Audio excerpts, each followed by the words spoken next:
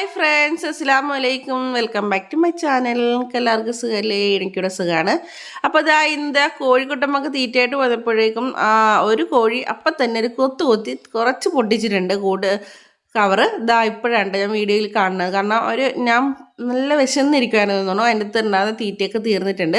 അപ്പോൾ ഞാൻ ഈ തീറ്റ കവറ് തുറക്കാനുള്ള സമയം പോലും എനിക്ക് അവന്മാർ തന്നില്ല. അതിന് പുറമെ ആ ബക്കറ്റിൻ്റെ പുറത്തേക്ക് എല്ലാവരും കൂടി ചാടിപ്പിടിച്ച് കയറി അത് അവിടെ മുഴുവൻ പൊട്ടിച്ച് ആകെ മുഴുവൻ വേസ്റ്റാക്കി. കുറേ ഫുഡ് ആദ്യമായിട്ട് പോയി എല്ലാം താഴത്തൊക്കെ വീണു. പിന്നെ കുറച്ചൊക്കെ ഉണ്ടായിരുന്നത് ഞാൻ എൻ്റെ അടുത്തേക്ക് ഇട്ട് കൊടുത്തിട്ടുണ്ട്. താഴത്ത് പോയതും സങ്കടപ്പെടാനൊന്നും ഇല്ലാതെ അവർ കൊത്തിപ്പറക്കി തിന്നോളും. എന്താ താഴത്തു നിന്നാണ് ഇപ്പോൾ അവരാദ്യം കൂടുതലും തിന്നത്. ആ ചിക്കിപ്പാന്തിപ്പറക്കൊക്കെ തിന്നോളും. നമുക്ക് വേസ്റ്റായി പോകത്തൊന്നുമില്ല. പക്ഷേ നമ്മൾ അതിൻ്റെ അകത്തേക്ക് ഇടാനുള്ള സമ്മതിച്ചില്ല അവന്മാർ. ബക്കറ്റ് തുറക്കാൻ നോക്കിയിട്ട് ബക്കറ്റും തുറക്കാൻ പറ്റുന്നില്ല. ആകെ കവറ് മൊത്തത്തിൽ പൊട്ടി നശിപ്പിച്ച് കളഞ്ഞു.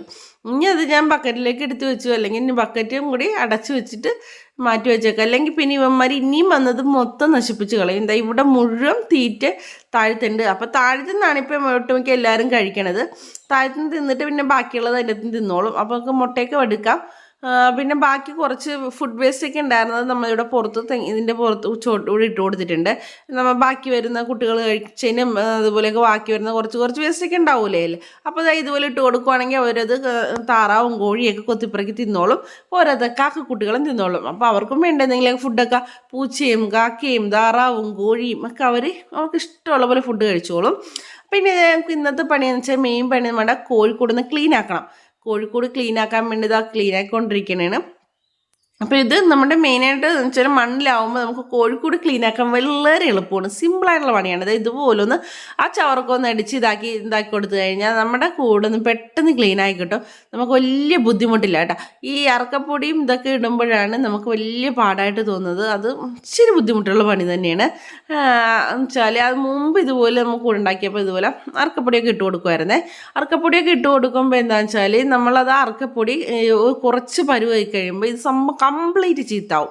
അപ്പോൾ പിന്നെ അറക്കപ്പൊടി കംപ്ലീറ്റ് നമ്മൾ തൂത്ത് വാരി മാറ്റിയിട്ട് വേണം പിന്നെ ഒന്നിട്ട് കൊടുക്കുക. അപ്പോൾ അങ്ങനെ നമ്മൾ ഇട്ട് കൊടുത്ത സമയത്തൊക്കെ ആണെങ്കിലും ഈ കോഴികൾക്ക് കഫക്കെട്ട് ഇതുപോലെ സംഭവങ്ങളൊക്കെ വരാനുള്ള സാധ്യത കൂടുതലാണ്. കാരണം അത് കുറച്ച് അവിഞ്ഞ് കഴിഞ്ഞ് കഴിയുമ്പോൾ അത് ബാഡ് സ്മെല്ലും ഭയങ്കര ബുദ്ധിമുട്ടൊക്കെ ആവും. അങ്ങനെ അറക്കപ്പൊടിയൊന്നും നമ്മളിപ്പോൾ ഇട്ട് കൊടുക്കാറേ ഇല്ല.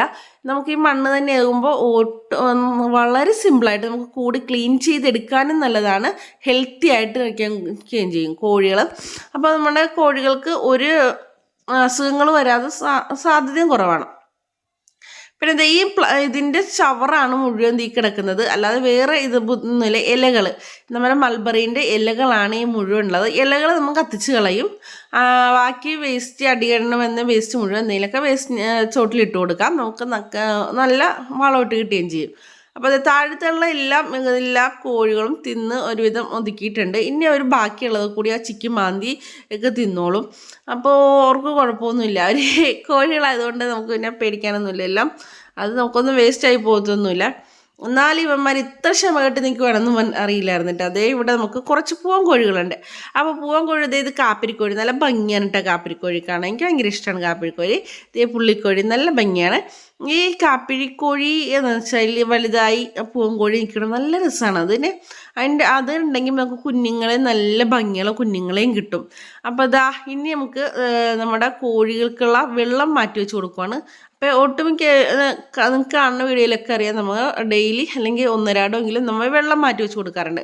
ഇത് നല്ല പാമ്പളമാണ് വെച്ച് കൊടുക്കുന്നത്. നമുക്ക് പുറത്ത് ഓപ്പണായിട്ട് വിടണതുകൊണ്ട് തന്നെ സെപ്പറേറ്റ് ഇന്നത്തെ വെള്ളം വെച്ച് കൊടുക്കേണ്ട ആവശ്യമില്ല. പക്ഷേ പിന്നെ നമുക്ക് വെച്ചാൽ ഇപ്പം നല്ല ചൂടാണ്. നല്ല ചൂട് സമയതുകൊണ്ട് തന്നെ നമുക്ക് എവിടെ നിങ്ങൾക്ക് വെള്ളം കിട്ടുന്ന രീതിയിൽ നമ്മൾ എവിടെയും വെച്ച് കൊടുക്കാം. ഇപ്പം കോഴികൾക്ക് മാത്രം ആവണമെന്നില്ല. നമുക്കത് പക്ഷികൾക്ക് വേണമെങ്കിൽ പക്ഷികൾ കാക്ക എല്ലാത്തിനാണെങ്കിലും അത് കുടിക്കാം.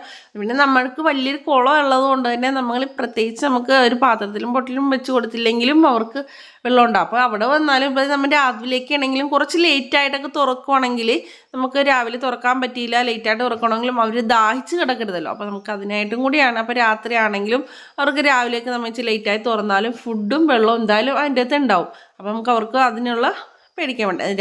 ലേറ്റ് എന്ന് പറയുമ്പോൾ ഒരു 9 മണി 8 ഇന്ന് ലേറ്റ് ആയത്. അല്ലാതെ സാധാരണ ചിലപ്പോൾ 7 മണി 8 മണിക്ക് തന്നെ ഒരു ഓപ്പണാക്കി വിടാറുണ്ട്. ചില ദിവസങ്ങളിൽ മാത്രമേ അങ്ങനെ ലേറ്റ് ആവാറുള്ളൂ. ചിലപ്പോൾ 8 മണിക്കുള്ളിൽ എന്തായാലും ഇവർ കൂട് തുറന്നു വിടാറുണ്ട്. പിന്നെ അവർ തന്നെത്താനെ രാത്രിയാകുമ്പോഴത്തേക്കും എല്ലാവരും ഒരു 6 മണിയൊക്കെ ആകുമ്പോൾ 6-6:30 ഒരു ഇരുട്ടായി തുടങ്ങൂലേ, അപ്പോഴത്തേക്ക് എല്ലാവരും തന്നെ കയറിക്കോളും കൂടുതൽ. പിന്നെ നമ്മൾ ഓടിച്ച് കയറ്റേണ്ട ആവശ്യമൊന്നുമില്ല.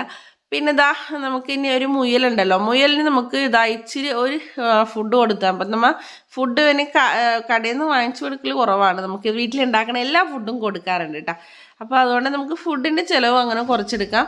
നമുക്ക് കോഴിക്കാണെങ്കിലും എന്തിനാണെങ്കിലും നമ്മൾ വീട്ടിലുള്ള ഫുഡ് തന്നെ കുറച്ച് അവർക്ക് കൊടുക്കുകയാണെങ്കിൽ നമ്മുടെ ഫുഡിൻ്റെ ചിലവ് കുറച്ചെടുക്കാം.